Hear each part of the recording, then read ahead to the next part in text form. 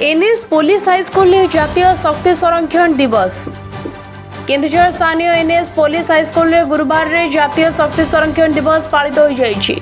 विद्यालय प्रधान शिक्षयित्री संतोष सेठी अध्यक्षतार अनुष्ठित शक्ति संरक्षण पर शपथ ग्रहण सभा energy club in charge Vijay Kumar Behera उक्त दिवस तात्पर्य और उद्देश्य ज्ञापन करथिले।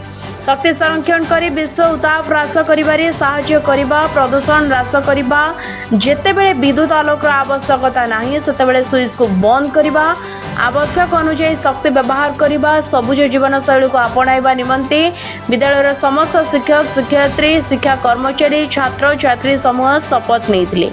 यह दिवस पालन अवसर में छात्र छात्री मध्य ड्राइंग प्रतियोगिता अनुष्ठित होता एवं जनसाधारण उपलक्षे एक सचेतनतात्मक शोभायात्रा करा जायथिला। केन्दुझरु संग्राम केसर मिश्र रिपोर्ट के पब्लिक न्यूज।